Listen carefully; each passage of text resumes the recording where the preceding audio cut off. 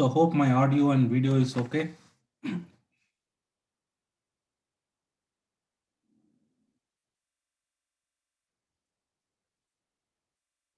Yes, Prabhuji, it's okay.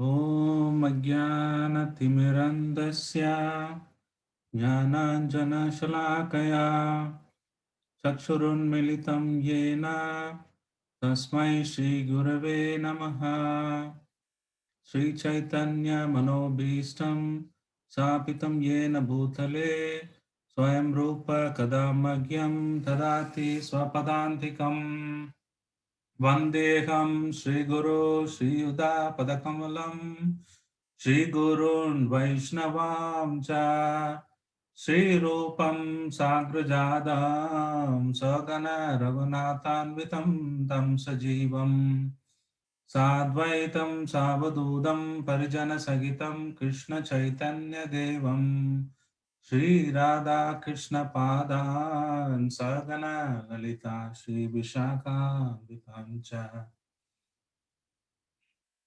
Namo Vishnupadaya Krishna Prasthaya Bhutale Srimade Bhakti Vedanta Swami Yiti Namine Namaste Saraswate Deve Gauravani Pracharine Nirvishesha Shunyavadi Pashyatya Deshadarine Mahavadanyaya Krishna Prema Pradayate कृष्णाय कृष्ण चैतन्य नामिने गौरतिसे नमः हे कृष्णा करुणा सिंधु दीनबंधु जगतपते गोपेशा गोपिका कांता राधा कांता नमोस्तुते तप्त कांचन गौरांगी राधे वृंदावनेश्वरी वृषभानुसुते देवी प्रणमामि हरिप्रिये वाञ्छा कल्पतरुभ्यश्च कृपा सिन्धुभ्येव च पतितानां पावनेभ्यो वैष्णवेभ्यो नमो नमः जय श्री कृष्ण चैतन्य प्रभु नित्यानंद श्री अद्वैत गदाधरा श्रीवासादि गौर भक्त वृंदा हरे कृष्णा कृष्णा कृष्णा हरे हरे हरे रामो राम राम हरे हरे ओम नमो भगवते वासुदेवाय ओम नमो भगवते वासुदेवाय ओम नमो भगवते वासुदेवाय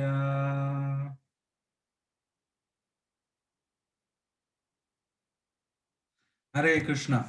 Thank you very much for joining a wonderful session. And today we will be seeing the practical application of chapter 3, 4, and 5. And at the end of the session, definitely you can keep posting all your questions as we progress. Then I will try to answer them at the end, like yesterday. So if any one of you join for the first time, please join our WhatsApp group. All the communications are will happen.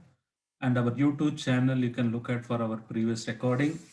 And I'd like to thank Bhakti Vedanta Swami Srila Prabhupada, who is our founder Acharya of ISKCON. Without his tireless, effortless writing this book, I don't think such a wisdom. He has sacrificed his life entirely, his family. So at old age, he has to go and struggle alone in the US. He didn't know anybody. He used to get up in the morning, 11 o'clock, 12 o'clock. Then he used to write entire in the morning till morning. Then he would do temple construction, he will oversee the temple management, preaching. He tirelessly, effortlessly, he had taken a pain to refer to so many Upanishad, Itikasas, and he was so compassionate. There is nobody else as compassionate as Srila Prabhupada. Because of him, today we could able to release this wonderful Bhagavatam. So I am paying my obeisances to Srila Prabhupada and my gratitude to him. So without any delay, we will get start with chapter 3. The chapter 3 entitled Karma Yoga. So we want to see in the Karma Yoga the art of work. So this has a four sections. One is on the Tyaga, how one should work, Nishkama Karma Yoga, don't expecting any fruits of the result, how one should do karma. Second thing is art states for runs. It shows the various layers of Karma Yoga. Then Krishna says, Arjuna, you should set an exemplary, even though you want to renounce it. Initially, in the second chapter, Krishna told, you need to develop renunciation through knowledge. So then he says, if I have to renounce the work, why should I? You're asking me to work. Why you're asking me to fight? Can you please explain which is better, working in or renouncing it? Krishna says, no, no, no. Even though you're eligible for renunciation prematurely, don't do it. You have to work. Certain example. We see Janaka Maharaj was a given example. And Krishna says, one, in order to perform this, there is only enemy of the soul, which is lust, is the reason. This is the overview or context to it. So we will be seeing today some important slokas. How do we connect our day-to-day life? How do we practically apply? Right? So before we get into the concept, I know last Sunday I was doing this yoga ladder. Many of you said it is too fast, too many concepts to understand. You would have understood by this time now, but still, let me set you the basic example of this definition of this terminology, what is there presented in the PPT. Then I will talk about the topic, how do we practically apply. So when we say karma, karma means uh, for every action, there is opposite equivalent reaction. Karma is any activity which you perform. Is it only activity? No, there are two terminologies. One is action is a verb. You are doing some activity. That is karma. You're trying to do. But there is something reaction for the activity which you have done previously. It's kind of a noun. So there is reaction. Both are referred as karma. So karma is refers to the activity which you are performing now or the previous activity which you have done. Because of it, there is some reaction is coming. That is also called karma. We say, no, nan karma ಏನು ಮಾಡೋದು ಇಷ್ಟೊಂದು problem ಆಗಿದೆ ಅಂತ. So that is reaction. Whatever previously we have done, we are suffering now. The one currently we are doing our activity, that is called karma. Karma yoga, generally in the 2 point, the second chapter, karmanyavadikarasi mapaleshu kadashana. Everybody says work is worship. Is it right? So most of the people take worship. Now work is a worship. They do puja, they religiously do it. So there is a lot of misconception about karma. Please understand, Krishna's definition is completely different from what we think is karma. So initially, before independence, what people were telling is the good karma is that fight for the country, give up your, and get the freedom. That is what the karma is all about. Then what happened slowly after independence? Now India got independence. Then they said towards industrial revolution, anything which is contributing to this modernization of the country or progressive, so-called progression of the economic development of the country, that is called karma. Now that's why the government says work is worship. Please do your duty. They promote, patriotism. There's so much activity. They talk about it, right? So it turns towards that. But then right now it is very, very condensed, narrow to saying whatever office work you do, that is my karma. People generally understand if you go generally and ask them, this is what kind of work you do, that is they call this worship. This is my activity. I'm a software engineer. I'm a particular businessman. This is my karma. I'm doing this work, and this is my worship, and this is my karma. No, anything you do, any action, even breathing, even sleeping, any activity you do, that is called karma. Because Krishna says in 3.5, Nahi kaschit shanam api jatu tishati akarma krit. Here it says, even not a single moment, a soul can, without activity, you can't do anything. You can't say that, no, I'm keeping quiet. No, I will not do anything, Lord will take care of something like that. So the soul needs to be active. You have to eat, you have to work, you have to talk to people, you have to do some activity.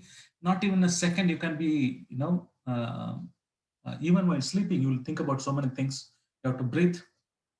So many microorgans has to go inside your body. So every second you incur sin. So you cannot say only work is my worship. That is only karma. That will it won't bind. If I do a good activity, like I'm constructing a temple, or I'm constructing a big hospital, I'm constructing an education institution, that is my work, that is a good karma, I'm doing it, I will be delivered. No, Krishna never said that. Even any activity, every single second you are incurring karma. Now, what is Krishna's definition of karma? That's what we need to understand now. So let me explain you that. Like for example, if there is a thief is there, he's trying to steal so many things. He says, "My work is worship." Can he say that? For somebody's work, somebody may not agree with the definition of this work is worshipable thing. Somebody who want to try to kill, murder. His business is professional. The dadas, gundas profession is killing. Can he say that this is karma? This is my work. Work is worship. I will worship my work. Can he say that I'm doing my duty perfectly? Can he get liberated? That's a question we need to ask. So, what is this karma all about? Krishna's definition. What is he talking about this karma? What perspective we need to see from karma, right? So, before that, let me explain you in the table whatever I specified some keywords. Then the next slide, I will confirm or link you to saying what is Krishna's definition of karma. Then we can decide what is other activities. So, when when the action verb, the any activity what we do, when we call it as karma, either it's work or whatever activity, office, or you're eating in the house, you're talking to friends, family members, anything is an activity. Any activity we do, that can be categorized into two categories. One is vikarma, another one is akarma. There are only two categories of action, which again I repeat, vikarma and akarma. What is vikarma? Vikarma is something which I do what I wish. I don't care about the God. I don't care about the Vedic scripture. What is a Vedic injunction? I do what I wanted it. I want to kill somebody, I will kill them. I want to steal something, I will do. The government has said there is a prohibition, you can't go on the 90 km per hour in the particular road. I break it, I don't mind. Or there is a traffic signal, I don't care who created this traffic signal, why should I follow? I need to go, I will go. This is kind of a people who are called vikarmas, who break the rules and regulation, which is not which are not described in the shastras, which is the Lord has given as a law book. Like government has a law book, right? They will be finding the if you break the certain traffic rules, you will be fined. Similarly, Krishna will also certain activity you do which is not prescribed in the Vedas, which are called vikarma. So I hope everybody got the vikarma. So there are two kind of activities. One is vikarma, another one is akarma. Akarma is an activity which are prescribed. These are these transcendentalities or spiritualists trying to do according to the Vedic injunction. Also, this will not bind anything. So akarma is something which you do activities, certain activities which will not bind you.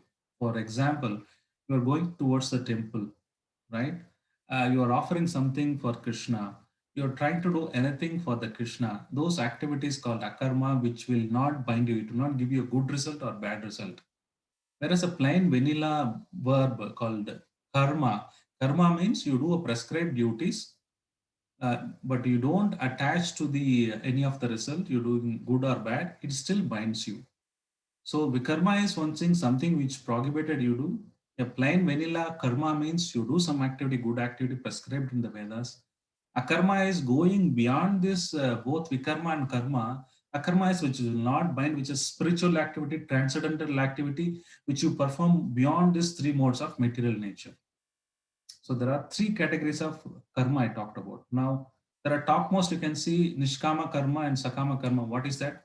So this akarma, the transcendental activity which I was talking about, can be two categories. One is Sakama karma, another one is Nishkama karma yoga.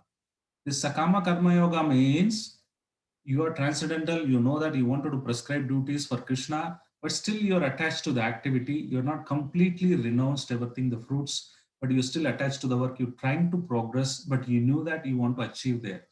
Nishkama Karma Yoga is on the topmost level where you do the activity without attachment as a duty. As a mother is taking care of the child, you take care of as a duty, you do all the things and you give the fruits to Krishna. You don't attach to the fruits. Sakama Karma level, still you have little bit attachment to the fruits, but you're trying to go to the Niskama Karma Yoga. So to summarize, there is a Vikarma, which is prohibited activity. Karma is plain vanilla karma, where you do good activities based on what our Shastras gives. Then somebody needs to go beyond these two, which is called Akarma. Akarma is again divided into Sakama, Nishkama Karma. So this is the activity. Any activity you can bucketize right from the morning when you get up, when you go to the bed, even after going bed, whatever activity you do, it will be fit into any one of this category. Depends on your consciousness. It is not activity which determines what kind of activity. It doesn't determine. It is the conscious on which you do the activity determines. Please understand. That's why ISKCON is called Krishna conscious movement.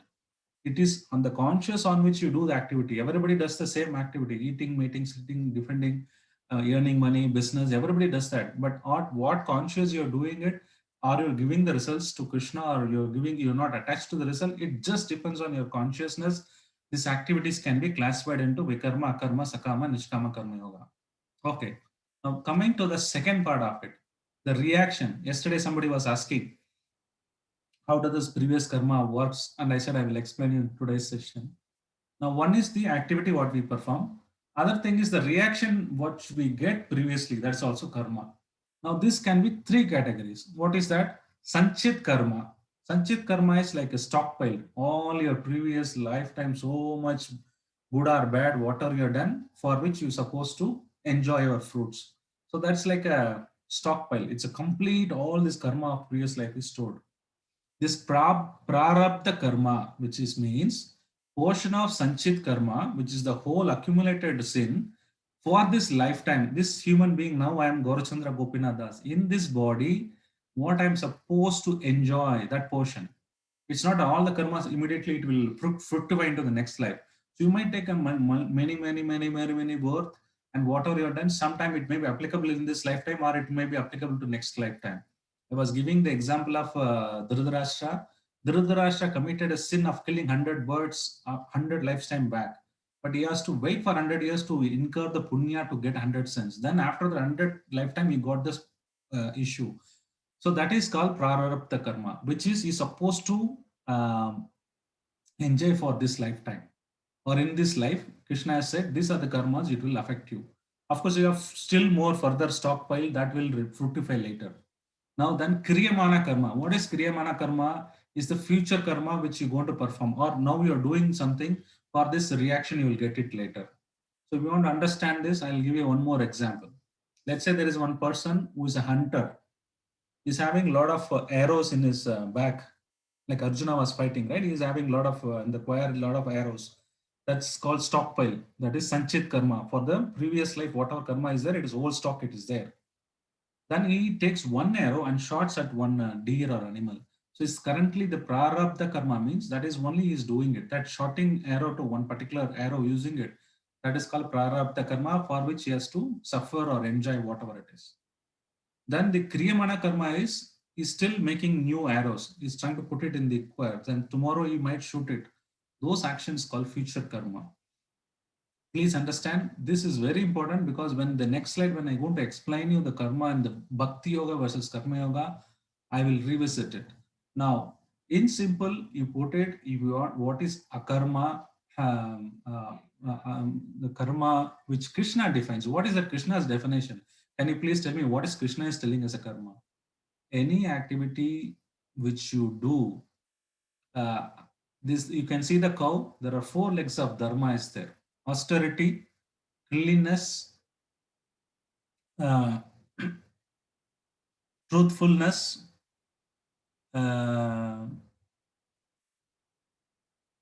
sorry, this is mercy.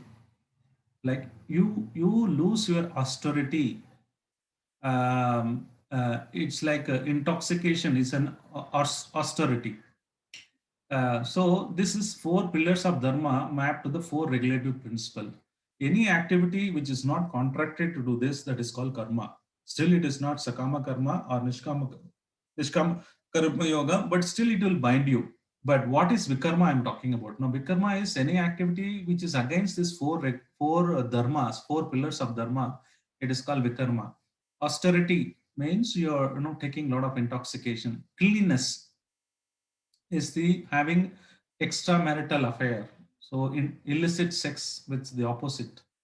Then the mercy is killing the animals. Now this exactly the corona came because of they were eating bat, snakes, whatnot. I don't know the Chinese and Japanese what did they eat. And I was one time in Japan. I was so mad at seeing what kind of thing, anything which crawls on the wall, anything they eat. So that's because of the mercy. We don't treat others, other living entities with respect. Then it is the mercy is gone. Then the truthfulness is the gambling. When you do gambling, so the truthfulness is gone. So any activity against this four dharma which you do, that's all the karma. Anything related to this activity you do, that's all karma, but still it will bind you. But one needs to go, as I mentioned, you need to go to the akarma stage where, then further you process to nishkama karma yoga. So anybody not understood this concept, before I proceed, you can may stop. Otherwise, I want to go to the next one. I'm not able to see the chat box. You might probably need to voice over if you have any queries. If you're all good, then let us go. So to summarize, the karma is any activity which is against, with any activity which are within the pillars of this four dharma, as Krishna has mentioned, that's all karma.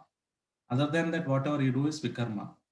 So in the akarma, you can still attach to some of the fruitive activities. Krishna is telling in the akarma, you go beyond all your fruits and go on the level of nishkama karma yoga. And there are three levels of reaction I talked about: sanchit karma, prarabdha karma, and kriyamana karma. Okay. Now, how do we get rid of this sin? Because any activity I said, you will incur sin. Unless you are doing it the nishkama karma yoga level, any activity you do, a plain vanilla karma or vikarma, this all will going to bind you. So there's a wonderful shloka in 313. Krishna explains, Yajna Shishtinaha Santo Muchante Sarvakil Bishehi Punjate Te Haham Papa Ye Pachanti Atma Karana. The devotees of the Lord are released from all kind of sins because they eat food which is offered first for sacrifice. Others who prepare food for personal sense enjoyment verily eat only. So Krishna's definition of karma, which will not bind you. One is karma, which within four pillars of dharma you do it, it has good or bad. But Krishna is telling go beyond good and bad, you should not incur any neutral, it should be. What is the definition of activity? What Krishna is prescribing here is anything performed for the yajna. Any activity you should perform as yajna. Similar, when the terminology we hear yajna means we are all know this fire sacrifice. Somebody is doing havan, they put agudi, and so you might be wondering how can we offer everything in the sacrifice? When we say yajna, yajna is another name of Lord Vishnu. So Vishnu has many avatars he is taken. So for the satisfaction of Lord Vishnu, if you do any activity which is for the satisfaction of the Lord, which will go beyond this, it will go to the final stage of Nishkama Karma Yoga where you will not get any bondage. So any activity which you do for the satisfaction of Vishnu is called Nishkama Karma Yoga. Is it clear? So you can see that the Lord, Supreme Lord is there, Akshara. Then the Lord gave the Vedas for us to follow. That's a manual for us. Human, what is the Bible for us? It is the Vedas, the four Vedas. The four Vedas talks about the prescribed duties, what karma you can do. It talks about all the good karma, bad karma. Also, it talks about you need to go beyond this karma, which is Nishkama Karma. It gives the prescribed duties. Then you do a fire sacrifice, yajna. So all those people do fire sacrifice. Due to sacrifice, you get rainy clouds. The rainy clouds, since rain comes, the food grain comes. Take the food grains, the living entity offers to the Lord. So this is the cycle of the fire sacrifice. So anything which we like now, let's say, Krishna has given unlimited sunlight. He never charges for the sunlight bill. He never asks for your electricity bill. There is so much water. He never asks for the water bill. You are breathing the air, oxygen, free oxygen. If you go to any hospital, if somebody is in the ICU, ask them how much they charge for the oxygen.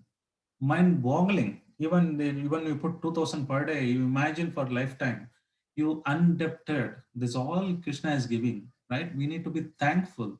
It's something like this. whatever required. See, previously the earth was producing abundant. Whatever required for me to safeguard my life, or what is required for me to sustain my life, that much only they were taking. Remaining they were distributing freely. Money, barter system and all, they're just freely available. So they took it whatever required for us to sustain the life remaining, because they know that Krishna is the proprietor. I'm not the proprietor. Krishna has given so much. So it's like that father is buying a chocolate, and then we give it back. The son will give it. Daddy, this is for you, because father only bought it. He cannot buy, but still you accept it so happily. So similarly, everything belongs to the Lord. Then you offer back to Krishna, saying that, Daddy, this chocolate is for you. Thank you so much. You have given so much for to me. I want to offer this. I don't have. It's like taking a water. Go to the Ganges. You take the water and you offer it back to the Ganges. Because what you can offer to the Ganges? Kere neerinu kerege chelli. Similarly, we go to Kaveri, we take the water and offer to Kaveri using the same water. Similarly, we get everything. We need to be gratitude to Krishna and we want to offer it. It's not sacrifice, means there are so many sacrifices, not necessarily it's a fair sacrifice. It is termed as any activity which you do for the satisfaction of the Lord. Especially here, Prabhupada gives an example. Everybody, whatever we eat, even it is a grass, even the plant, it is not even the animal product, animal flesh, still it will bind you a karma, because somebody would have plowed the earth, the farmer would have put the pesticide, or while plowing it, you would have killed so many earthworms. So then after that, it was cutted, transported in the factory, it was polished nicely. You would have killed so many people, so many insects. Then we are eating it. This karma will affect all of them. The person who seeded, given the seed, who cultivated it, a person who transported it, a person who is selling it, a person who is buying it, a person who is cooking it, a person who is eating it. This is entire chain. They will get all this karma, whatever we get. So literally, if you go by karma activity, Krishna's definition, you can't even live, you can't even eat, sleep, anything, because everything is karma binding.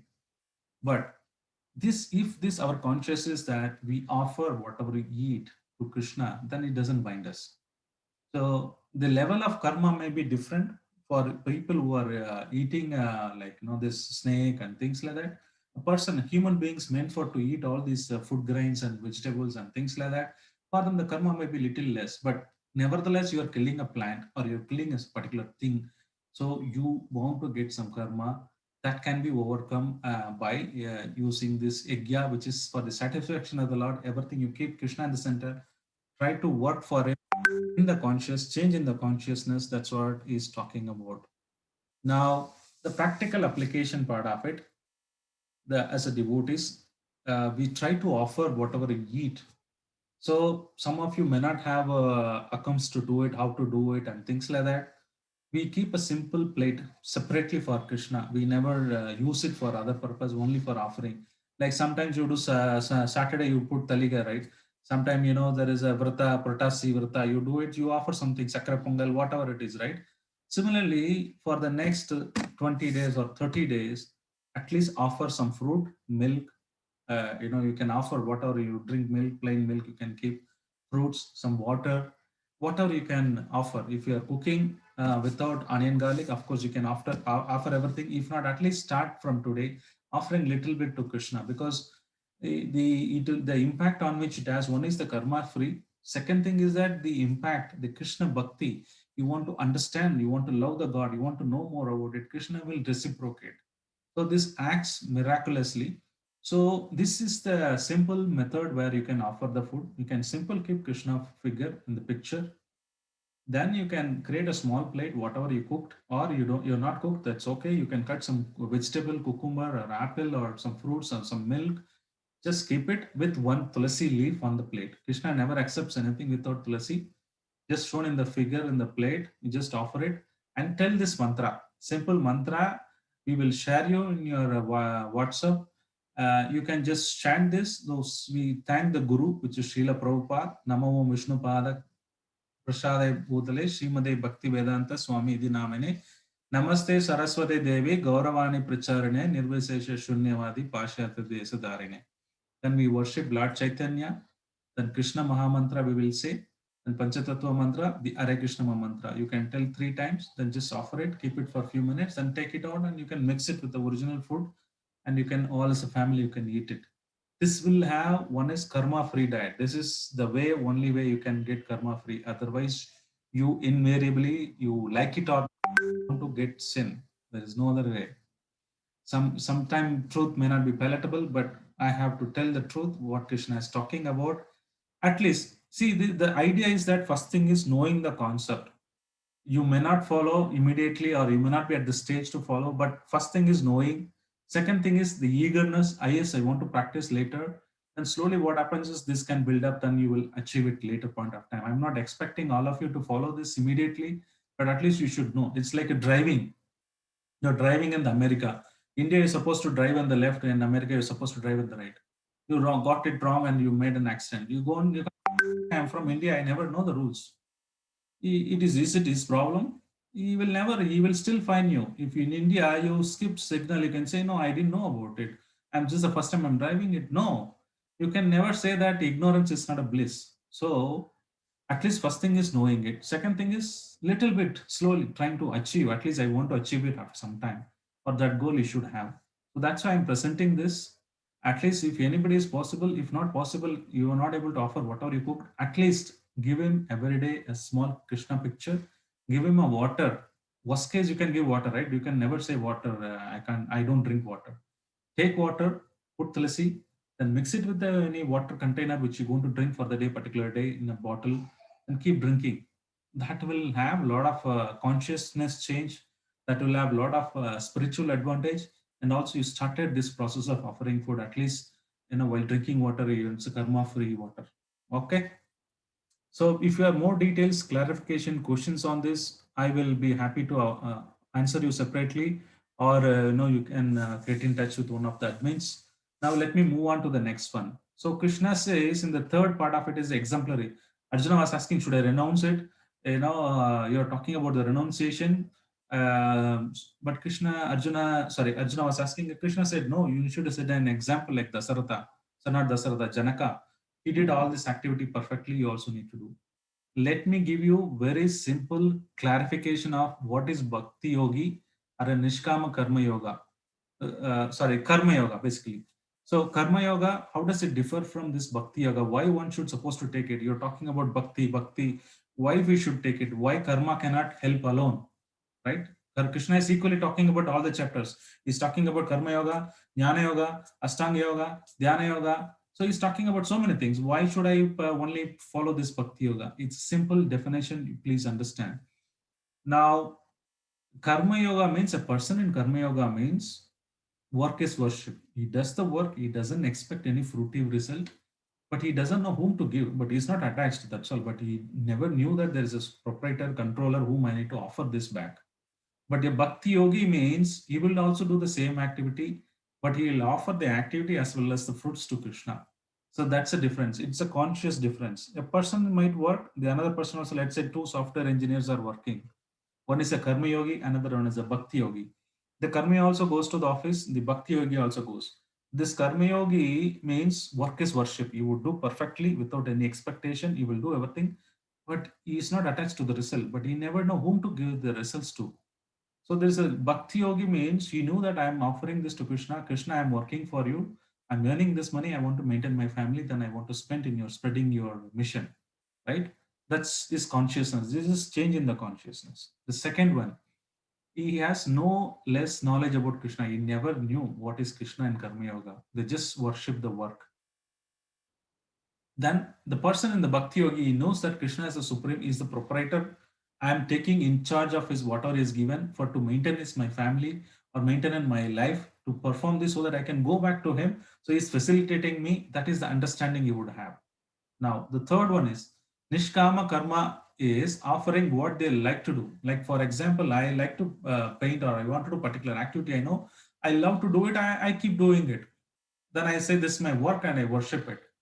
But a Bhakti Yogi is not only does what he likes, but he generally does what Krishna likes us to do. Krishna says, "You become my devotee, surrender to me." Like I was explaining on the first day, the two slokas which we need to understand. And Krishna says, "Sarva dharman paratya mamekam." Mame is telling you, just surrender to me, worship me, right?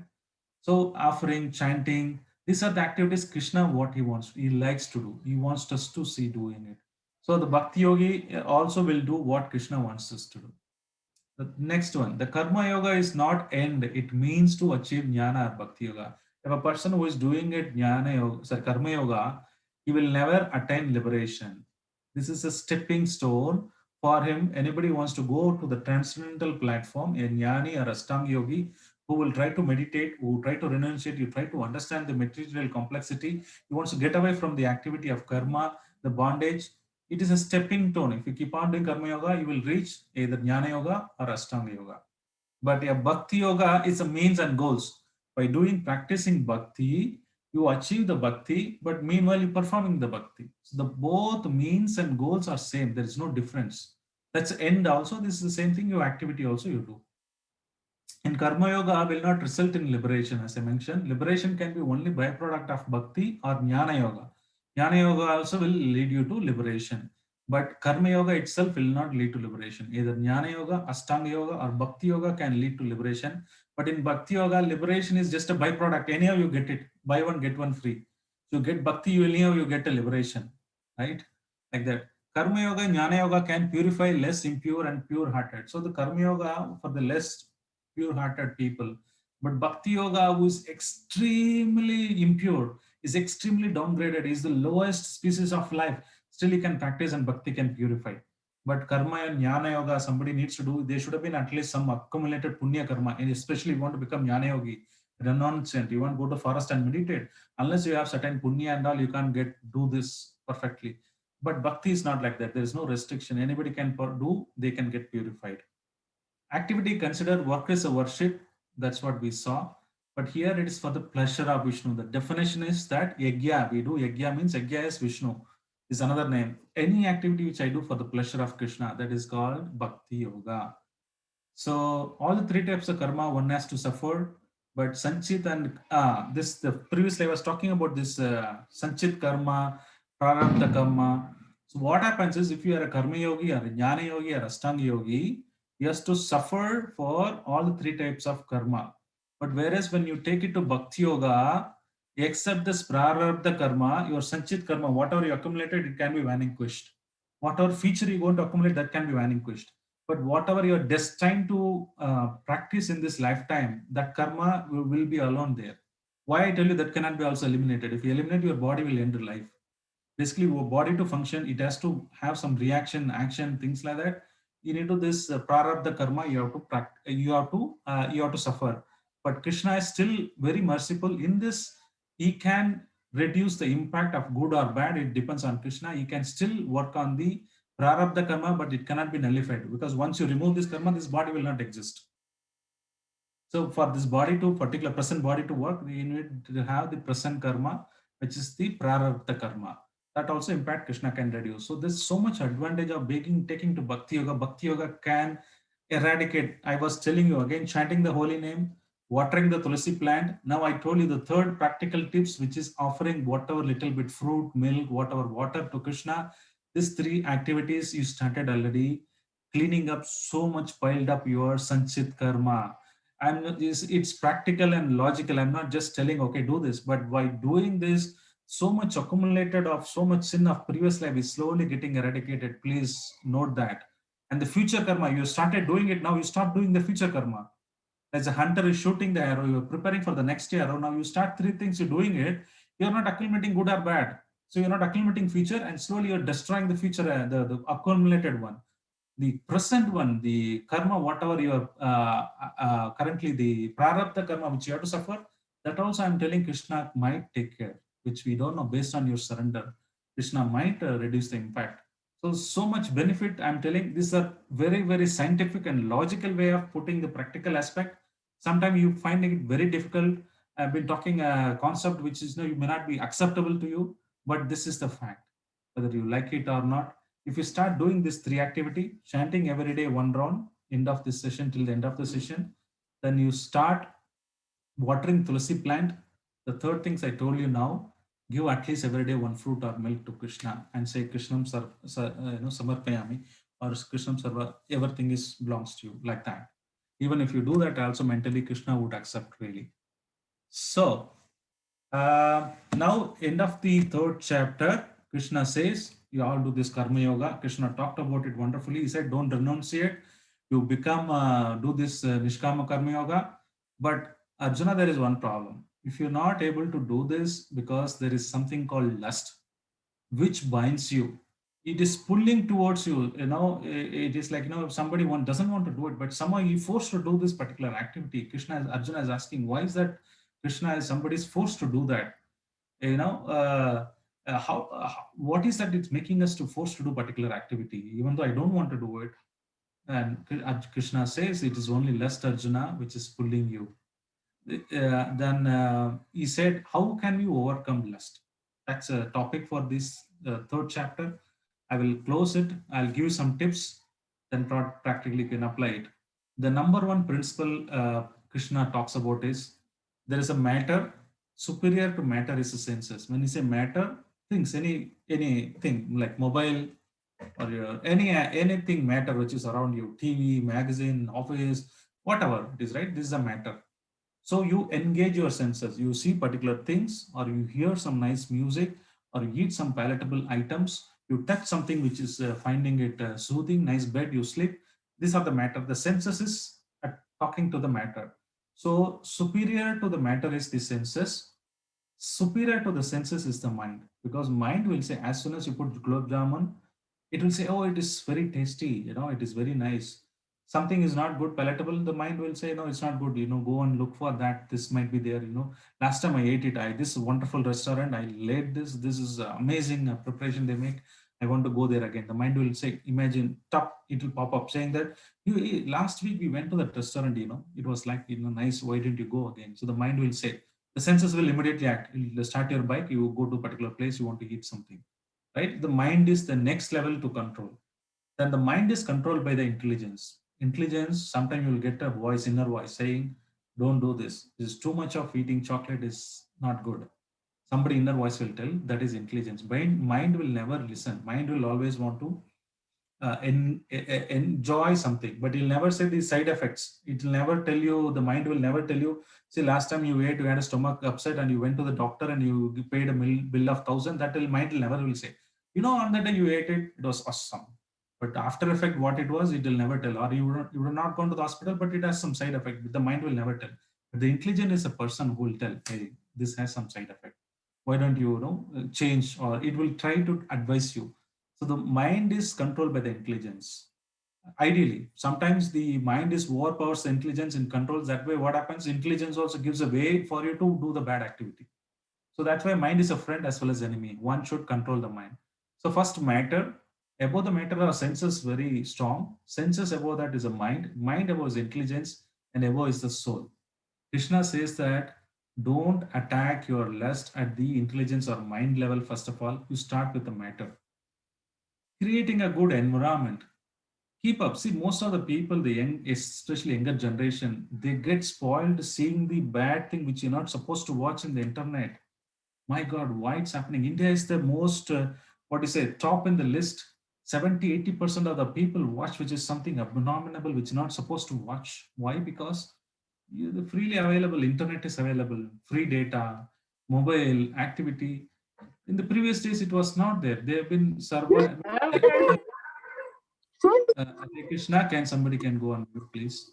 So they had good books. They have a good association. They have temple to go. They have music to learn. Sanskrit. They have Sanskrit to learn. They had a Carnatic to learn. They go to the dance classes. Now, if you see the activity of the kids, they are more to computer, gadgets, gaming. They are losing the culture. Our culture is shaken it. We are not given the environment. So the matters, you keep a lot of books surrounding you. You make a friends. Like in this group, there are so many friends. You make very close friend with them. Then you talked about Krishna. Today, I know I did this. Today, I offered it. I read this Prabhupada wonderful message. I would like to share. You put it in a WhatsApp. Prabhuji, today I came across this nice. Today, somebody sent very beautiful messages. Prabhuji, I came across. Let me send you. Use your thing for the matters for keep a conducive environment which can help you to think about Krishna. Number one. Then you try to control your sense. Because if you directly go at the intelligence and mind level, it will never work. That's Krishna's advice. Then you go to the senses, try to engage. The three activity which I'm telling, again I'm repeating, this is very important. Chanting your mantra, one time at least, Hare Krishna mantra, watering Tulsi plant, and offering something to Krishna as a gratitude, fruit or milk, whatever it is. This will control your senses. It will work miraculously, I'm telling you. If you want to try for 1 week. If you don't want to take a risk, you can stop it afterward. But you try this 1 week. Anything you offer and eat, the senses will automatically will come and control. It will never bother you. It will never become a problem at all. Then the mind will start listening when you hear these lectures, Bhagavad Gita, Pravachan, start hearing more the recitation of Gita, the mind will automatically will come into control and intelligence will come. So this is the solution Krishna gives. Arjuna, please try to address the matter first, then the senses and the mind. Then he gives a three analogy as well: fire, mirror, embryo. This would have listened to the class. I'm not going in detail, but there are different degrees of lust. So fire is easily you can covered by smoke. Easily you can remove the smoke and you can get it. So human form of life is the maximum we can easily control our lust. But this animal's life, the tree life, they are very difficult to control their. It's very difficult for them. So Krishna is telling there is so much facility to try to make use of it. So this is the summary of the third chapter. So let me quickly summarize what we have seen it. I've talked about the definition of karma. What is Krishna's definition of karma? Work is not a worship because it depends on the people. Anything on the dharma, four dharma pillars of dharma, that is called karma. But in the karma also you need to go towards akarma, which is not binding you. What is Krishna's definition of karma, which is not binding you? You offer anything as a sacrifice to Vishnu, that doesn't karma didn't bind you. Then I told you practical aspect of how to do this aspect. Then I have established how this bhakti yoga is superior, how your prarabdha karma and other karmas can be sanchit karma and kriyamanani karma can be taken care of. Now we talked about the lust, which is the how to control it practically. Also gave the tips as to how to control. So Krishna this much talks about in the third chapter. Let me quickly time check. It's 8:18. So we have another 20 minutes to cover chapter 4 and 5. Probably I might take 5 minutes more extra today. So to cover it. So let's go to the chapter 4. So what is chapter 4 talks about? Then Krishna immediately talks about in order to control the lust, you should have some knowledge, transcendental knowledge, which can help you to control the lust. Otherwise, it's very difficult to overcome Arjuna.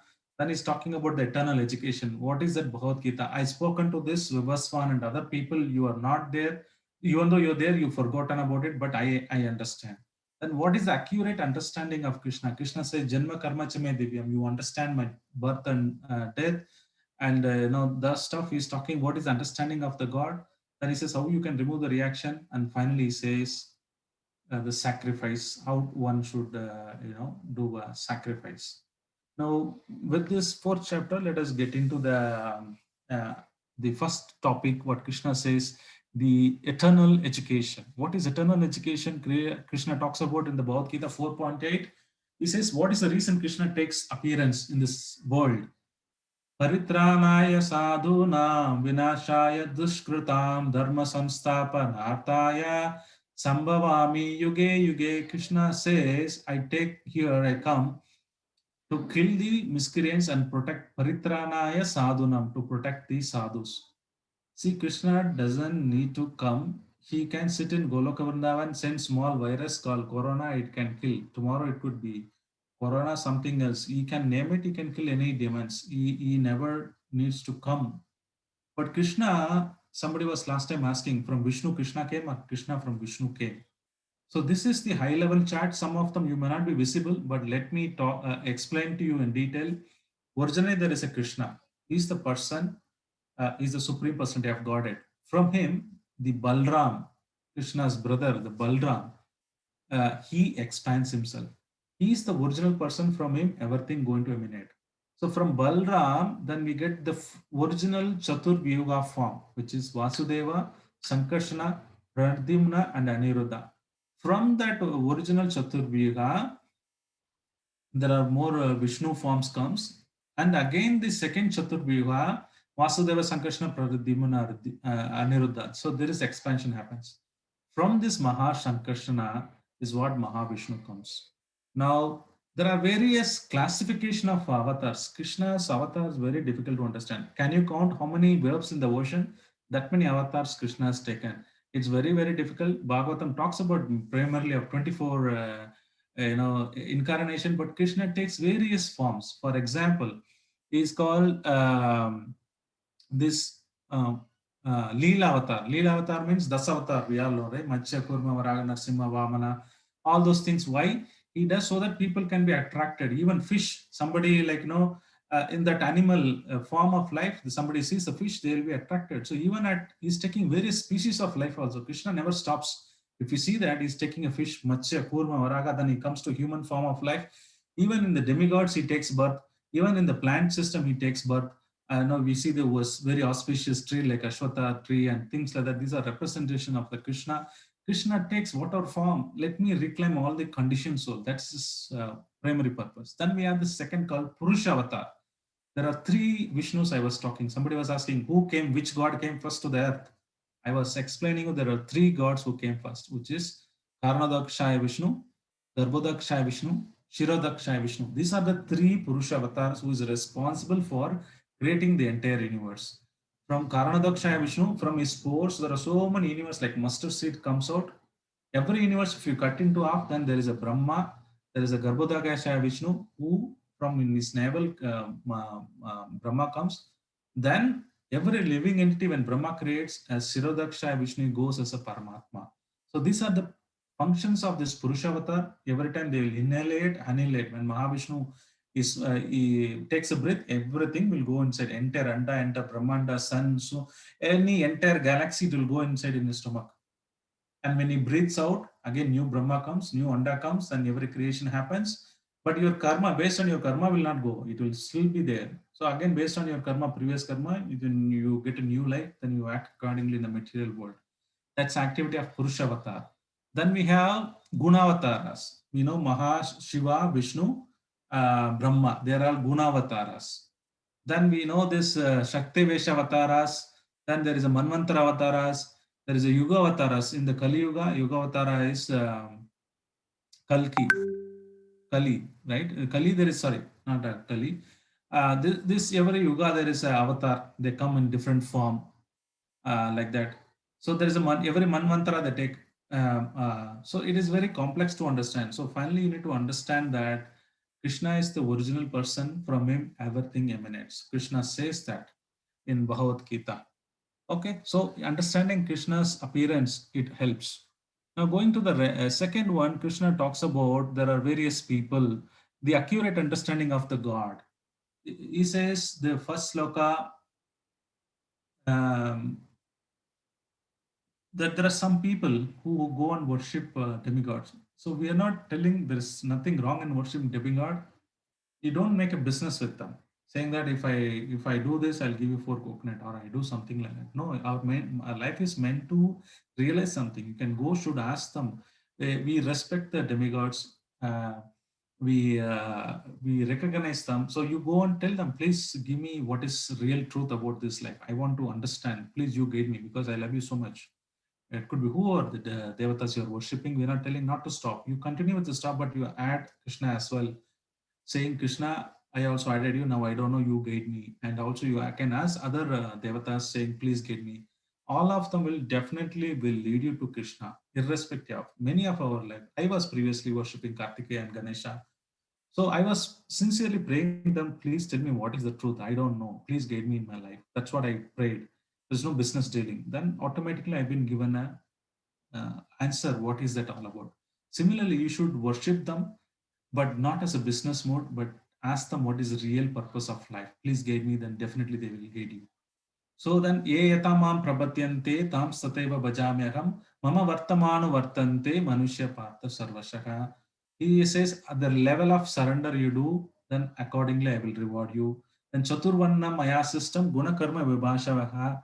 So Krishna says, I did not create this caste system currently, whatever we called as a so-called Brahmana who is having a thread, Kshatriya, Vaishnava. I did not create this. Krishna is telling, I created based on your qualities. If a person is not by taking birth in Brahmana family, I'm sorry to say you will not become a Brahmana. It is by your activity, by your characteristic it determines. For example, Duryodhana, Dronacharya, he was a Brahmana, the teacher who was teaching everything to Arjuna and other people. But his son Ashwatthama is called Brahmana Bandhu. Means he is the relative of Brahmana. He never was a Brahmana because he was Kshatriya. He never had these qualities of a Brahmana. Even father and son, was there. He was considered as never considered as a Brahmana. He was considered as a Brahmana Bandhu. That Mahabharata clearly talks about. Krishna, when he was there, he established this system, Varna system, not based on the caste system, but it is purely based on your characteristic. Because this is very important system required for us to function properly. Somebody is Brahmana without, see, they never talk about any profession. Brahmana means you should not work. You should teach whatever somebody gives, happily accept it. That is a Brahmana. Then we have a Kshatriya community who can protect the country nicely and manage the affairs of it. And there is a Vaishya who can do the business. You can grow food grains, make them, all of them, cattle maintenance and things like that. They can give support other three people like that. And the Shudra is a person who can help all this. So Krishna made this perfectly. Now in Kali Yuga, everybody is Shudra or lower than the Shudra because this system is completely broken. What our Krishna has established. That's why so much miseries. See, anything on the too much advancement in the industrial civilization, right? It will shoot back us. Now it is so much we have created aeroplanes and things like that, means of mechanism to travel around, but it has created a traffic jam. It created so much problem in the health. We are depleting the ozone, right? Ozone, there was a hole because of the so much carbon monoxide we are emanating. So there will be anything you do over, then it will have some impact, bad impact. So Krishna has created this wonderful system for us, the human being to, of course, civilization is important, progressing industrialization is important, but it is not the only thing which a human being is supposed to know. The human being know value of the life. Who am I? Why I'm suffering this? I'm taking cycle and birth. How do I overcome? That should be given priority. This Varnashrama system helps to do that. But since this Varnashrama system is completely eradicated, now we are all struggling with this part of the system. So the next one is Krishna talks about action in action, inaction in action. This is very confusing terminology. I will make it very simple. When your person is a Krishna, Bhakti Yogi, I was talking about, right? Previously, I was comparing Karma Yoga and Bhakti Yoga. Bhakti Yoga is a person who actively does all the activity. There is nothing. I said only change in the consciousness. How a Karma Yogi thinks, he will do the work, but he will not attach to the fruit, but he doesn't know whom to give. Whereas a Bhakti Yogi will do the same activity, but he will offer to Krishna. There is a person who is doing action, but he is in inaction because out result is he is not producing any result. The karma will not bind. This activity, whatever is offered to Krishna, doing bhajan, kirtan, this activity will not create any karma. So a person is doing action, but is in inaction. He is not doing anything. Whereas a person, yogi, you can see in the picture, he was meditating. He's doing no karma. He said, if I do karma only, now I'll get bind. What if I don't do karma? I'll renounce everything. I go to the forest, I'll meditate. That's what Arjuna has been asking in the second chapter again. He will ask in the next chapter again. Krishna, if you're telling Jnana Yoga, everything, why you're asking me to fight again? Which one is better, you tell me? Again, Arjuna will ask. This is for us to clarify. So if a yogi can say, no, I don't want to do any inaction. He's doing inaction, but actually he's committing action because, as I said, even you breathing, you are doing something, it will bind you. The action will bind you. You can't eradicate all your the other karmas, right? Whatever you have, you can't eradicate. Only in Bhakti Yoga you can eradicate. So he has to suffer life after life for the prarabdha karma which is supposed to do it. So he might be in action, but he's creating a lot of action.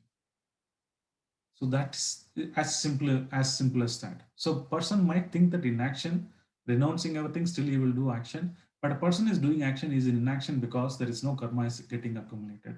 That's a simple explanation what Prabhupada wonderfully giving here. So we can remove our reactions simply by following this bhakti yoga, so that even though we do activity, it will not bind us. So coming to the sacrifice. So there are so many sacrifices is there. I don't want to dwell again. Whatever you would have attended in the sessions, there are various type of sacrifices. In this Kali Yuga, Nama Sakirtana Yagya is what prescribed. One might ask, Yagya means, I'm again telling, it not necessarily related to the fire sacrifice. There are so many other yagnas are available. In this Kali Yuga, Krishnavarnam Tusha Krishnam Sango Pangashata Parsadam Yagnai Sankirtana Prayer. Please note this Yagnai. So Sankirtana Yagya doing is what prescribed Yagya in this Kali Yuga. That's what Srimad Bhagavatam says. Now in 10th chapter, Krishna himself says in the 25, right? Yajnanam Japa Yajnayo.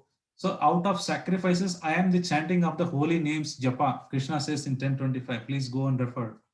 Hare Nama, Hare Nama, Hare Namaiva Kevalam, Kalau Nasteva, Nasteva Gadiranyata.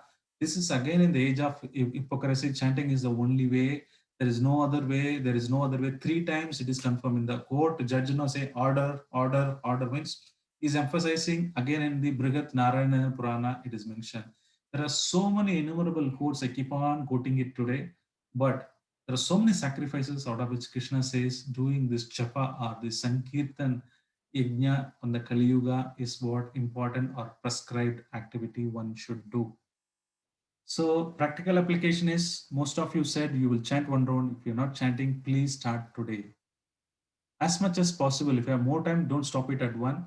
Please go more. And every day morning we are having live sessions starting from 7 to 8. At least you join for 5 minutes, chant one round and go. You know, you can chant this Maha Mantra. There is no restriction. You can just wash your face and leg and hands. So you can just brush your teeth and start chanting this Maha Mantra. Better you take bath and in front of the deities you chant this mantra. Or you're going office, you don't have time. Can I chant some mantra? Please do chant. When you're driving, when you're going office work, you had some 5 minutes break. Can I chant? Please do chant. There is no restriction. Krishna knows that in Kali Yuga we are very, very difficult time. We are running, racing against. Krishna has given all the concession in the world. You can chant this mantra anytime, even before going to bed. You are lying, you're watching some WhatsApp. Instead of that, switch off your phone. 5 minutes you chant and go to bed. Nothing will happen like that. So please do this taking of the chanting. So I stop here for the 4th chapter. Before I move on to the 5th chapter, let me recap. Krishna is talking about the eternal education. Krishna is talking about know my appearance, why I'm appearing it. You understand this various leelas when I'm taking it, then the accurate understanding of how do Krishna is the highest supreme personality of Godhead. The other devatas are appointed agents who can take care of this material world. We should not be doing business with them. We can worship them, but we should in the mood of asking them to progress, come out of this birth and death. Only Vishnu can give mukti. There is no other devatas can give mukti. Please understand, only Vishnu, Shiva and Shiva cannot give mukti. Shiva says if, mukti means Vishnu Pradatata. Vishnu is the only person who can give mukti. So if you're looking for a liberation, dharma, artha, kama, moksha, even beyond moksha you want to go, or at least the moksha you want to achieve, that only Vishnu can give. No other devatas can claim that I can give.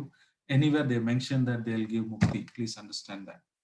Now we have seen the action and inaction, how one by becoming a devotee, you stop creating the future karma.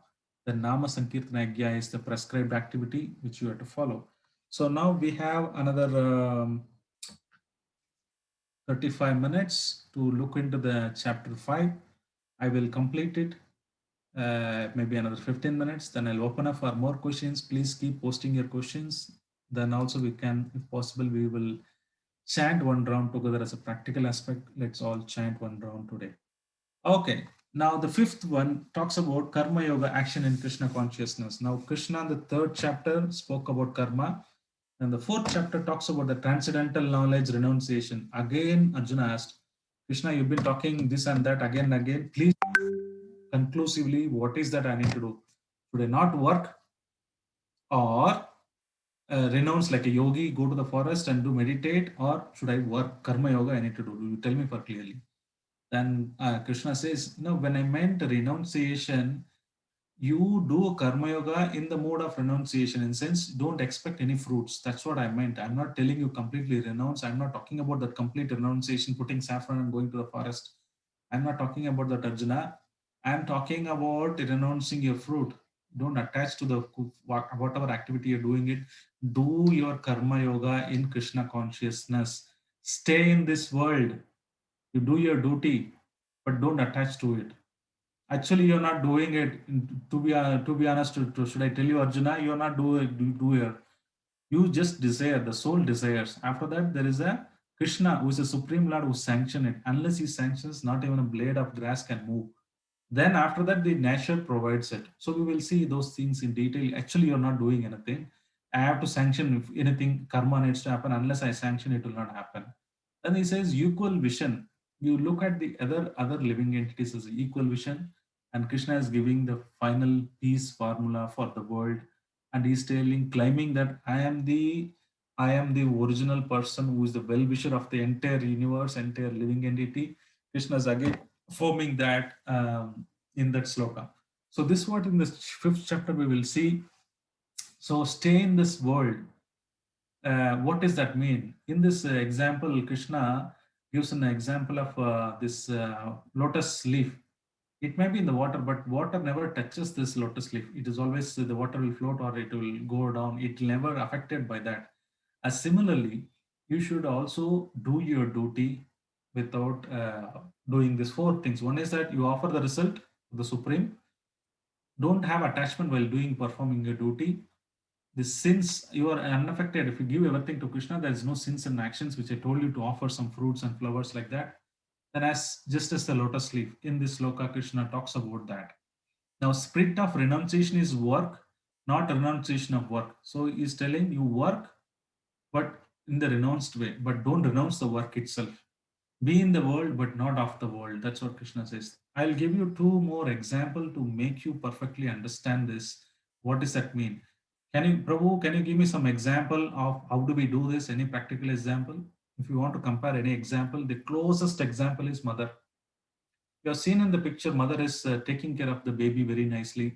The baby might kick the mother. He or she might pass urine, stool in the dress. She never complains about it. She, tirelessly cleans up the baby, makes her ready. The night he or she would cry for the milk, she would get up 11, 12. Then the baby would get up at again 6, she would start crying and mother would still get up. She never complains it. She does it as a duty.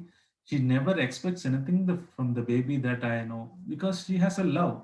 When you have something love, that's why we say you create love. I was telling the first week of Saturday, the third person, Krishna, whom we need to create as a third partner, whom we start loving. That's why he said, start chanting, put water to Tulasi, then this offering food. So these are activities when you do, you become dear to the particular person. So we want to Krishna keep as a center. We want to create a third partner whom we want to love. So this mother is doing right. Krishna, you do whatever you want. But I want to love you. I want to know about you. I want to read your teachings. So you start doing like a mother. Do your duty. But she never expects the kid whether future he or she will take care of me, because she has so much love for the baby. This is the closest example I can give you. Where if you want to do a particular duty, how mother does for the kid, it does not mean that she doesn't have a robotic and she's doing mechanically. No, she has so much love and affection. She wants to take care of it, right? Similarly, with the love, we can do our duty, but not still attached to it, because she never does the work thinking that something future this baby will do for me. She never knew what is in store for her, but she just loves because she's her offspring and she brought it and she lovingly taking care. So that's another example. To give an opposite example, or I can give one more example. This coconut also, you can see that when it becomes really dry, inside this coconut is that will kada kada kada, uh, it will it will be there separated. It is aloof from the coconut, even though it is within the shell. We are within the world, still it is separate and it is doing it like a lotus flower. Let me give you two more examples by which you understand how one should not do the work. Now, I told you how one should do the work. I tell you how one should not do the work. Now, there is a person who was a Brahmana. So he loves to do puja and things like that, but his earning was very less. So he wanted to do some side business. So this kalapuri. So you want to sell this kalapuri. He at home he was making puff rice. You want to sell it to somebody, and he was doing this side business. So whenever people ask, "Oh, priest is selling," okay, well, let me buy like that. But he was such a kripana that is so miserly that he never used to share this profit or anything. He never offered to the god. He always used to keep this money with him.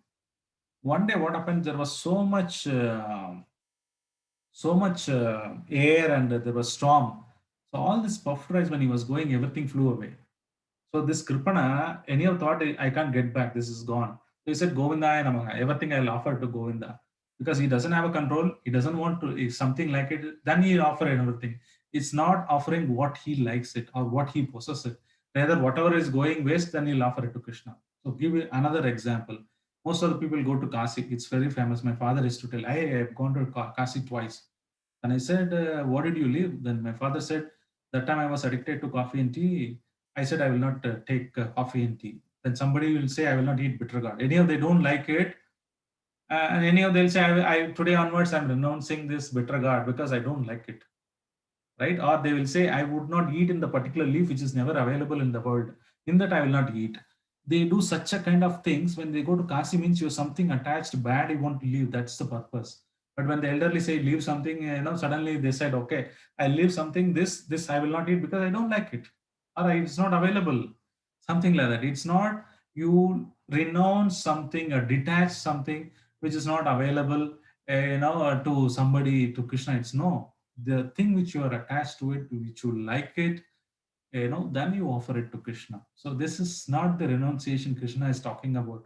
I have something, I want to clean up something, I'm giving charity because I want to clean up my house. And it's not that you want to, because I'm getting new furniture, any old one I need to dispose. Instead of that, you can say charity. Of course, I'm not telling there's nothing wrong in doing it, but that's not kind of a renunciation.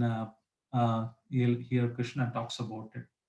Do with the perfection, with love, but don't attach to it. You offer it to me as a result.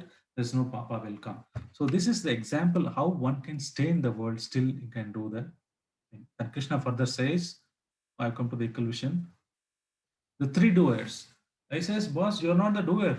What do you think? There are three people involved. Super soul who sanctions. Okay, the soul desires. The soul himself will not be able to do anything. It's like a kid. Like a kid is asking, Daddy, I want particular thing to be bought. I don't know how much money. First of all, I don't have money. I don't know how to go to the shop. I don't know how to buy. Will you please buy for me? Then it goes to the super soul. Super will say whether this guy has done sufficient karma, in his bank balance is there or not. Can we offer it or not? Then he will sanction. Then he'll say the material nature, mother nature, is called like a father. He goes and buys. Unless Krishna sanctions, she will not buy. So like a kid is asking Mother Nature, can you, Father, please buy for me? And Krishna says he is eligible, then he sends a Mother Nature. Mother Nature, you go and provide the particular facility or necessity, particular house, particular body, particular wife, particular nation, particular thing. We need to go beyond this country and nation, because sometimes you were like so much USA. Next lifetime, who knows, you might be born in as American. So we are not on the bodily concept. The soul takes different based on the desire. The material nature sanctions it, but the super soul needs to approve it. So it's as simple as that. Krishna is telling to Arjuna, you're not actually doer, even though you think that you are the doer. What do you think? It's not this material nature. You can see on the top, there are three ladies who are controlling like a puppet. They are the three modes of material nature. Material nature works, fulfills the desire based on Rajo, Tamo, and mode of ignorance, mode of passion, mode of goodness. Uh, so this, using these three modes of material, we act like a puppet. We just desire it. If Krishna allows it, it will happen. Otherwise, it will not happen. Even the devatas, one step above level, they take permission from super soul, or which is Krishna, who sanction. Then they give. Even the demigods also, they cannot sanction anything on their own. They have to go through Krishna, and if they sanction, then they'll offer it to you. So it's immediate result. They are so pleased easily. Then they just want to have, because if yajna is, you see the cycle of yajna, right? If you stop the cycle of yajna, the devatas, they don't get anything. That's karma, or that's phala, the sacrifice which you make, they make them live, or they get the strength, they get the power to work based on our sacrifice. We stop sacrifice, then the devatas will not have any strength. That's why it's very important. Those days they say do yajna, yajna, yajna. Yajna can be sankirtan yajna, or it could be various yajnas. It's not only fire sacrifice I'm talking. So basically, the devatas, they get their they're giving on time rain, they're giving on time water, they're giving on time sunlight. This because there are still some people who do puja, pala, whatever it is, and they offer it to them. Otherwise, it's very difficult for them to even to survive. Please understand, once that is cut off, then there is Mother Earth will stop producing anything. The devatas will stop giving everything. There will be either too much of rain, or too much storm, or too much of tsunami or there is a drought, the Devatas not able to perform or they'll do such kind of things because we are doing Ugra Karma, which is not prescribed duties and we are not offering it properly. Then this imbalance happens. It's not only is we are responsible for other person karma also. If some other person we are not allowing them to, I was telling the example yesterday in the Germany, the Nazis they started crucifying the Jews. The citizens, even though they are not ordinary people, they did not do anything about it. So it's become the worst in the history how they crucified so much people. So if somebody is doing the Ugra Karma also, we'll also, if somebody tsunamis come, we also will get affected. We wouldn't have not directly responsible for it, but still you need to also experience it, what to do. So like that, the karma is very complex to think. So unless these activities are done as a sacrifice, then there will not be proper rain. It's a cyclic effect. That's how it works. So Krishna says you are the doer. Then he says, see them equal vision. A dog eater, a cow, elephant, everybody is equally, you see. Vidya vinaya sampanne brahmane gavihastini sunichaiva sapakecha pandita samadarshinaha. The humble sages sees everything one equally. That's what Krishna says. Then he comes to the wonderful sloka. Bhaktyāram yagnatapasam sarvaloga maheshwaram sukrutam sarvabhutanam nyatva mam shantim prachati. Krishna says, I am your well-wisher. Now, there are various levels of friendship. Also, there are various levels of friendship. One is called Bandhu in Sanskrit term. Another one is called Mitra. Another one is called Sugrut. It is not on the same level. Bandhu means, or Mitra means a social friendship. Let's say you become a friend in social media. A person WhatsApp, you don't know, but you just made a friendship. Is a like kind of a Mitra. It's just a friendship. Bandhu is official friendship. Your family function. If anything function happens, you call your relatives, family members, right? To a certain extent, they can help you also in the problems. But the ultimate person who is a friend in need is a friend of indeed. When Kushela taken the Avalaki to Krishna, he was a well-wisher. He didn't return anything. He was not expecting. He doesn't want to go empty-handed. He took some old Avalaki to Krishna, but Krishna, he without any expectation, he fulfilled his desire. He is such a kind of person. He's called Sugrut.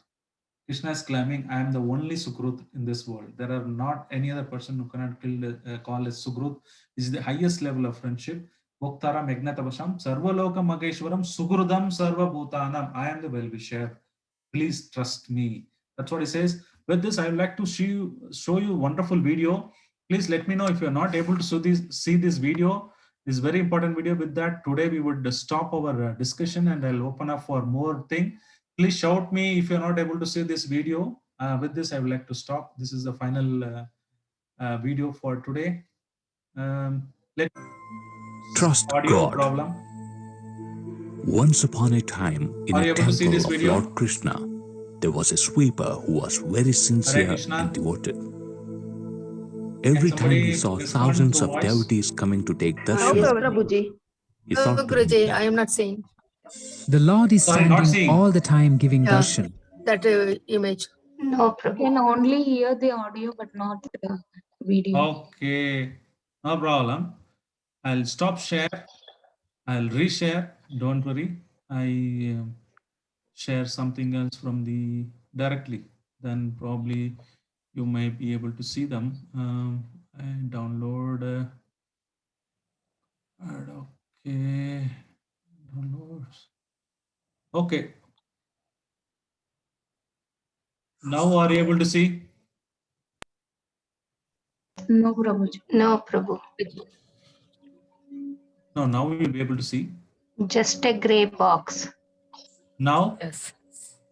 No. No, Prabhuji, No, it is in gray box. was very sincere Okay, and one devoted. second. I understand what is the problem. Every time he saw thousands of devotees coming to take darshan of the Lord, okay.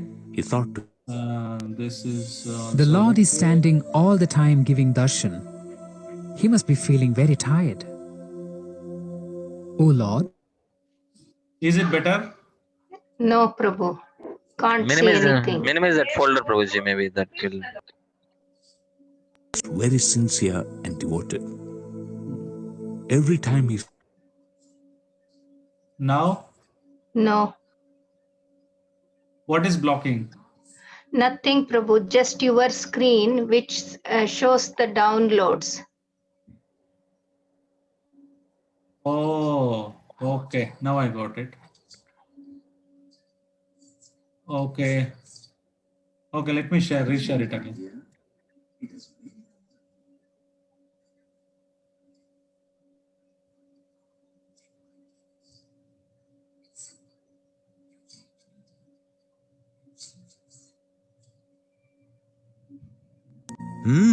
Okay. Now it should I'll be transform at least you like happening. myself.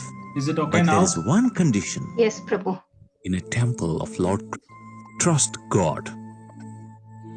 Once upon a time, in a temple of Lord Krishna, there was a sweeper who was very sincere and devoted. Every time he saw thousands of devotees coming to take darshan of the Lord, he thought to himself, The Lord is standing all the time giving darshan. He must be feeling very tired.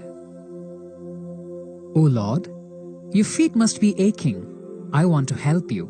At least for one day, can I take your place so that you can have some rest? Thank you, my dear.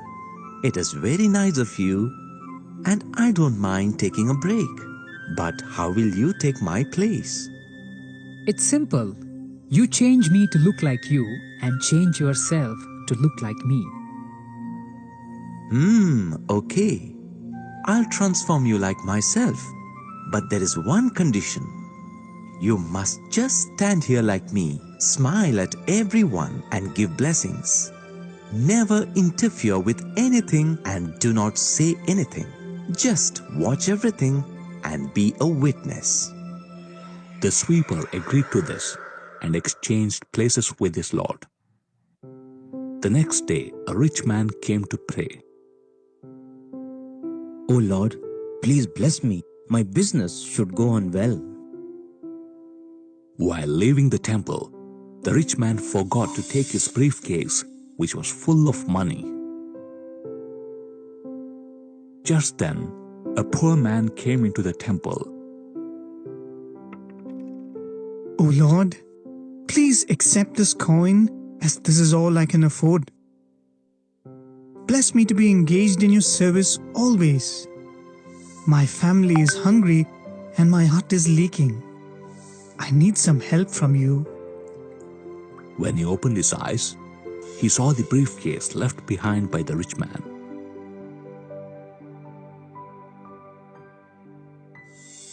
The poor man thanked the Lord for his kindness and generosity and took the briefcase. At that point, a sailor walked in. Oh Lord, I'm going on a long trip. Please bless me so that I have a safe journey. Just then, the rich man came in with the police. There, he is the thief who stole my briefcase full of money. Hey, did you think you could run away after robbing this gentleman? Come on, tell me where's the money? I did not steal anything, sir. I don't have any money with me. Then you must have given it to your friend who must have run away by now. Come with us to the police station. Dear Lord, you know I am innocent. Why am I being punished then? Thank you, Krishna. You are the one who helped us catch this thief.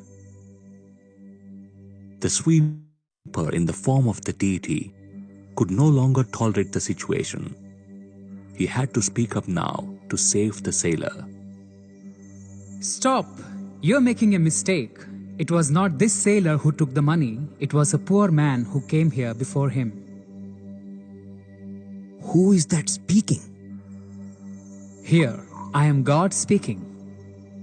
This person is not only a thief but also a clever cheat. He is tricking us into thinking that the idol is speaking. Arrest him, quick! The sailor was arrested and taken away. The sweeper felt very sad. In the evening, Krishna returned to the temple. My dear, how was the day? I thought it would be easy, Krishna, but it was difficult. I tried to do a good thing, but man does not seem to have actual faith in God at all. The sweeper then told Krishna about the happenings of the day. and how a sailor had been unfairly punished for the crime of the poor man. Oh dear, why did you not stick to the plan? Don't you have faith in me? Do you think that I do not understand the hearts of all those who come here? The rich man had money which he had got by cheating someone. It does not belong to him. On the other hand, the single coin offered by the poor man was the only coin he had, but he gave it to me with full faith. The sailor might not have done anything wrong, but if he had gone in the ship today, he would have died because of bad weather. Instead, he is alive and safe now in the jail. Soon the police will apologize to him and release him. I did not know all this. I have a good plan for everyone's life. But because your faith in me is shaky, you try to do things on your own. Don't do that. Just trust me. For everything that we see around us, God has a plan. We need to trust His wisdom. Okay. So that was end of today's presentation. I know there are questions. Is it okay, all of us, because it's very rare to get all of you, and we are so much busy. Is it okay next 4 minutes, whatever we can, what 10-20 mantras together? I would like to chant. We have 3-4 minutes. Is it okay we do one round of chanting? Okay. Let us, you can mentally chant along with me. I will open up the screen for Maha Mantra. Let's quickly chant today. Then I will take up questions.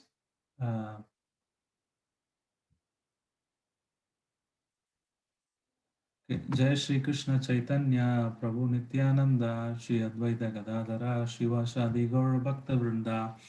Hare Krishna, Krishna. Please, you can switch on your audio and try to chant along with us. So that will be very nice. Hare Krishna, Krishna Krishna, Hare Hare. Hare Rama, Rama Rama, Hare Hare. Hare Krishna, Krishna Krishna, Hare Hare. Hare Rama, Rama Rama, Hare Hare. Hare Krishna, Krishna Krishna, Hare Hare. Hare Rama, Rama Rama, Hare Hare. Hare Krishna, Krishna Krishna, Hare Hare. Hare Rama, Rama Rama. Hare Krishna, Krishna Krishna, Hare Hare. Hare Rama, Rama Rama, Hare Hare. Hare Krishna, Krishna Krishna, Hare Hare. Hare Rama, Rama, Hare Hare. Hare Krishna, Krishna Krishna, Hare Hare. Hare Rama, Rama, Hare Hare. Hare Krishna, Krishna Krishna, Hare Hare. Hare Rama, Rama, Hare Hare. Hare Krishna, Krishna Krishna, Hare Hare.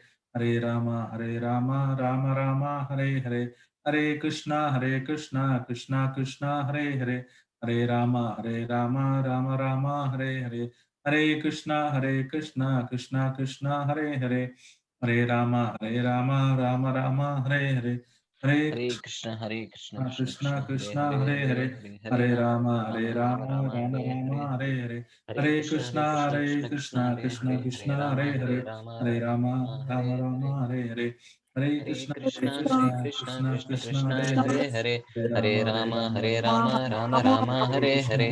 Hare Krishna, Krishna Krishna, Hare Hare. Hare Rama, Rama Hare Hare. Hare Krishna, Krishna Krishna, Hare Hare. Hare Rama, Rama Hare Hare. Hare Krishna, Krishna Krishna, Hare Hare. Hare Rama, Rama Krishna, Hare Krishna, Krishna Hare Hare. Hare Rama, Hare Krishna, Krishna, Hare Hare. Hare Rama, Rama, Hare Hare. Hare Hare Krishna, Krishna, Krishna Krishna, Hare Hare. Hare Rama, Rama, Hare Hare. Hare Krishna, Krishna Krishna, Hare Hare. Hare Rama, Rama, Hare Hare. Hare Krishna, Krishna Krishna, Hare Hare. Hare Rama, Rama, Hare Hare. Hare Krishna, Krishna Krishna, Hare Hare, Hare Rama, Rama Rama, Hare Hare, Hare Krishna, Krishna Krishna, Hare Hare, Hare Rama, Rama Rama, Hare Hare, Hare Krishna, Krishna Krishna, Hare Hare, Hare Rama, Rama Rama, Hare Krishna, Krishna Krishna, Hare Hare, Hare Rama, Rama Rama, Hare Hare Krishna, Krishna Krishna, Hare Hare, Hare Rama, Rama Hare Hare, Hare Krishna, Krishna Krishna, Hare Hare, Hare Rama, Rama Rama, Hare Krishna, Krishna Krishna, Hare Hare, Hare Rama, Rama Hare Hare, Hare Krishna, Krishna Krishna, Hare Hare, Hare Rama, Rama Hare Hare, Hare Krishna, Krishna Krishna, Hare Hare, Hare Rama, Rama Rama, Hare Hare, Hare Krishna, Krishna Krishna, Hare Hare, Hare Rama, Rama Rama, Hare Hare, Hare Krishna, Krishna Krishna, Hare Hare, Hare Rama, Rama Hare Hare, Hare Krishna, Krishna Krishna, Hare Hare, Hare Rama, Rama Rama, Hare Hare, Hare Krishna, Krishna Krishna, Hare Hare, Hare Rama, Rama Hare Hare, Hare Krishna, Krishna Krishna, Hare Hare, Hare Rama, Rama Rama, Hare Hare, Hare Krishna, Krishna Krishna, Hare Hare, Hare Rama, Rama Rama, Hare Hare, Rama Hare Krishna, Krishna Krishna, Hare Hare, Hare Rama, Rama Rama, Hare Krishna, Hare Krishna, Krishna Hare Krishna, Hare, Hare Hare, Hare Rama, Rama Rama, Hare Hare, Krishna, Hare Krishna, Krishna, Krishna, Krishna Hare Hare, Krishna, Hare Hare Rama, Rama Rama, Hare Hare, Hare Krishna, Krishna Krishna, Hare Hare, Hare Rama, Rama Rama, Hare Hare, Hare Krishna, Krishna Hare Krishna, Rama, Hare Rama, Hare, Hare Rama, Rama Rama, Hare Hare, Hare Krishna, Krishna Krishna, Hare Hare, Hare Rama, Rama, Hare Hare, Hare Krishna, Krishna Krishna, Hare Hare, Hare Rama, Rama, Hare Hare, Hare Krishna, Krishna Krishna, Hare Hare, Hare Rama, Rama, Hare Hare, Hare Krishna, Krishna Krishna, Hare Hare, Hare Rama, Rama, Hare Hare, Hare Krishna, Krishna Krishna, Hare Hare, Hare Rama, Rama, Hare Hare, Hare Krishna, Krishna Krishna, Hare Hare, Hare Rama, Rama, Hare Hare, Hare Krishna, Krishna Krishna, Hare Hare, Hare Rama, Rama, Hare Hare Krishna, Krishna Krishna, Hare Hare, Hare Rama, Rama, Hare Hare, Hare Krishna, Krishna Hare Hare, Hare Rama, Rama, Hare Hare, Hare Krishna, Krishna Krishna, Hare Hare, Hare Rama, Rama, Hare Hare, Hare Krishna, Krishna Hare Hare, Hare Rama, Rama, Hare Hare, Hare Krishna, Krishna Hare Hare, Hare Rama, Rama, Hare Hare, Hare Krishna, Krishna Hare Hare, Hare Rama, Rama, Hare Hare, Hare Krishna, Krishna Hare Hare, Hare Rama, Rama, Hare Hare, Hare Krishna, Krishna Hare Hare, Hare Rama, Rama, Hare Hare Krishna, Hare Krishna, Krishna Krishna, Hare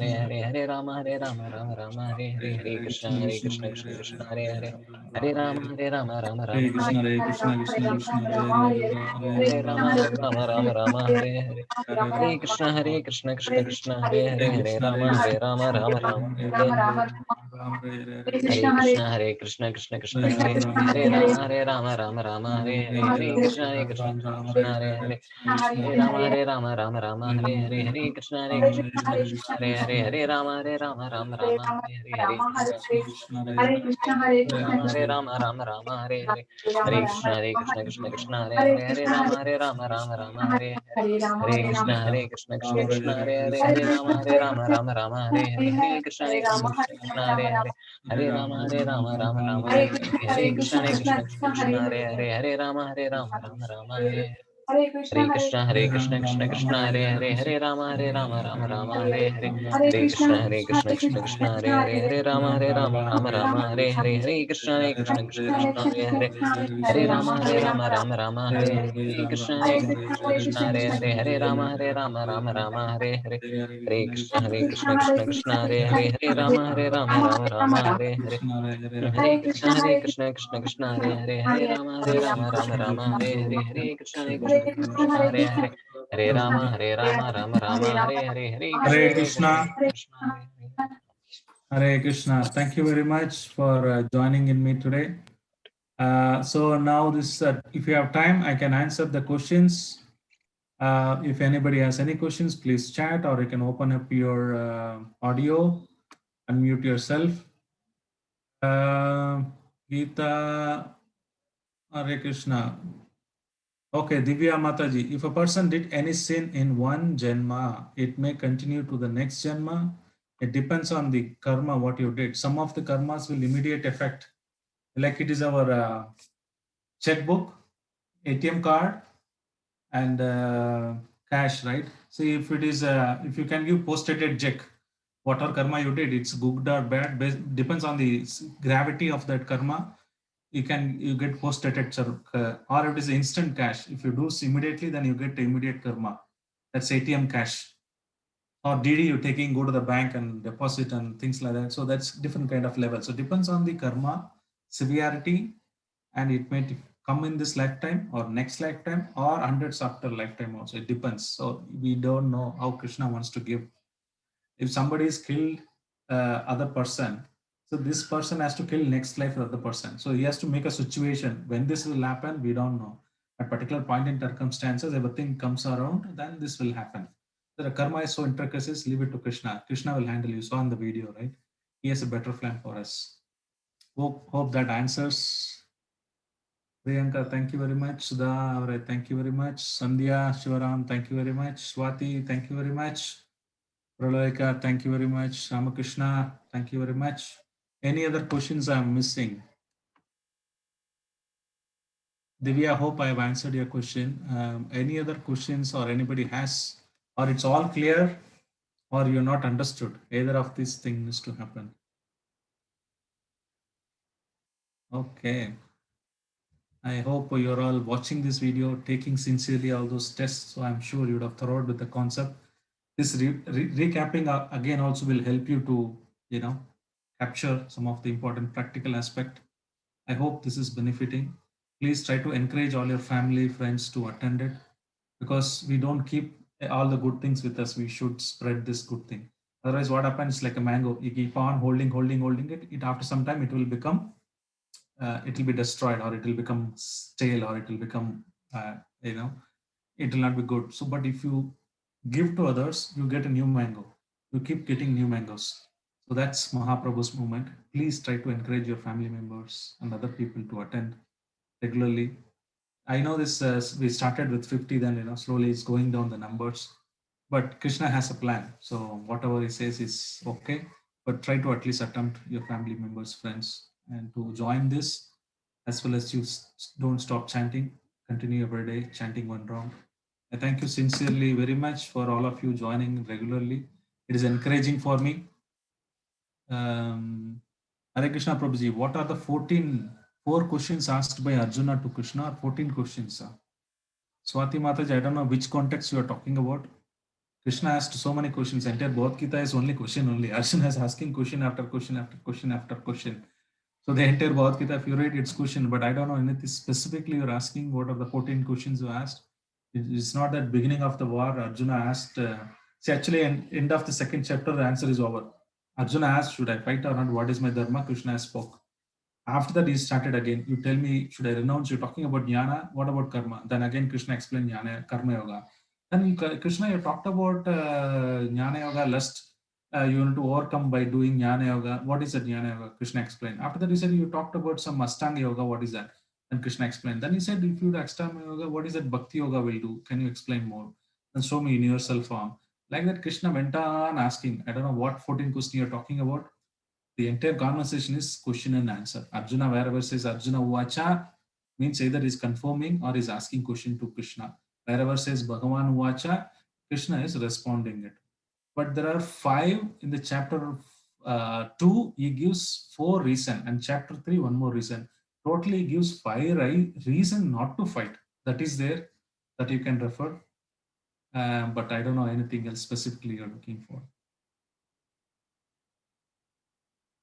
According to video, anything happens in life, you have to complete the sentence. I don't know. Okay, thank you, Swati Mataji. According to the video, anything happens in life, Krishna has a better plan, or our karma is working. So we deserve it. We take it that way. We don't protest Krishna saying, why it has happened to me, I'm following everything. I'm surrendered to you now. Why you are testing me like this? We don't question Krishna. because we can't see beyond what is required. Even the jailer, that person sailor who's gone to jail, you would have thought, okay, Krishna, you made me, I did not do anything, you just simply put me into behind bar. What if he would have gone to the sailing? He would have lost his life. So Krishna reduced his impact because he was taking Bhakti Yoga, he's becoming a devotee, and he was asking Krishna's protection. Krishna said, you're supposed to die, let me reduce your impact. At least you go to the jail. That karma. So Krishna is wonderful. That way we understand. I don't know your complete questions, Divya, but I'm assuming this is what you were looking for. Okay, another 1 minute. We will going to close it if there are no questions. I will wait for a minute, then I would stop. Kindly let me know if you have any questions.